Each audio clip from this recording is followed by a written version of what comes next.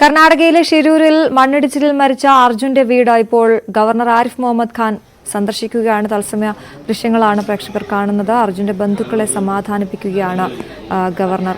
കോഴിക്കോട്ടെ വീട്ടിലെത്തി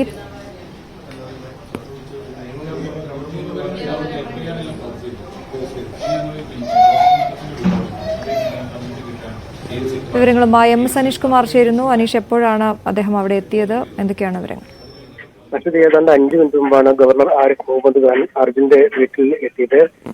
കോഴിക്കോട് 3-4 പരിപാടികൾ ഇന്ന് ഗവർണർക്കുണ്ടായിരുന്നു. ഇതിൽ നേരത്തെ നിശ്ചയിച്ച പരിപാടികളിൽ നിന്നും മാറിയാണ് ഈ താൽക്കാലികമായി വളരെ പെട്ടെന്നൊരു തീരുമാനമെടുത്താണ് ഈ അർജുന്റെ വീട്ടിലേക്ക് അദ്ദേഹം വരാൻ തയ്യാറായത്. ഇപ്പോൾ കുടുംബാംഗങ്ങളുമായി അദ്ദേഹം ആശയവിനിമയം നടത്തിക്കൊണ്ടിരിക്കുകയാണ്.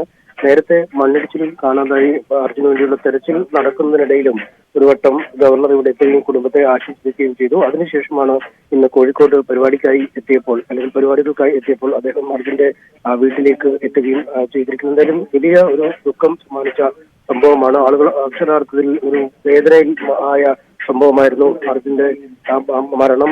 അതിനുശേഷം സംസ്കാര ചടങ്ങുകളടക്കം വലിയ ജനാവലി ഇവിടേക്ക് ഒഴുകിയെത്തുകയും ചെയ്യുന്ന ഒരു കാഴ്ച കണ്ടു. അതിനുശേഷം വളരെ പ്രധാനപ്പെട്ട ആളുകൾ ഇവിടേക്ക് സന്ദർശനം നടത്തുന്നത്. ഇതിന്റെ ഭാഗമായി തന്നെയാണ് ഇപ്പോൾ ഗവർണറും ഈ കുടുംബത്തിൽ നേരിട്ടെത്തി കുടുംബത്തിന് തന്റെ ആശ്വാസവചനങ്ങൾ അറിയിക്കുന്നത്. അദ്ദേഹത്തിന്റെ സന്ദർശനം പൂർത്തിയാക്കി കുടുംബത്തെ ആശ്വസിപ്പിച്ച ശേഷം പുറത്തേക്ക് ഇറങ്ങുന്ന കാഴ്ചകളാണ് ഇപ്പോൾ നമ്മൾ കണ്ടുകൊണ്ടിരിക്കുന്നത്. ഇപ്പോൾ അർജുന്റെ വീട് സന്ദർശിച്ച ശേഷം ഗവർണർ ആരിഫ് മുഹമ്മദ് ഖാൻ പുറത്തേക്ക് ഇറങ്ങുകയാണ്. അദ്ദേഹം മാധ്യമങ്ങളോട് സംസാരിക്കുമെന്നത് നമുക്ക് വ്യക്തതയില്ല. അല്പസമയം മുമ്പാണ് അദ്ദേഹം കണ്ണാടിക്കലിലെ വീട്ടിലേക്കായി എത്തി അർജുന്റെ ബന്ധുക്കളെ ആശ്വസിപ്പിച്ചത്. അതിനുശേഷം അദ്ദേഹം ഇപ്പോൾ അവിടെ നിന്നും പുറത്തേക്ക് ഇറങ്ങിയിരിക്കുകയാണ്. എം എസ് അനീഷ് കുമാറാണ് വിവരങ്ങൾ നൽകിയത്.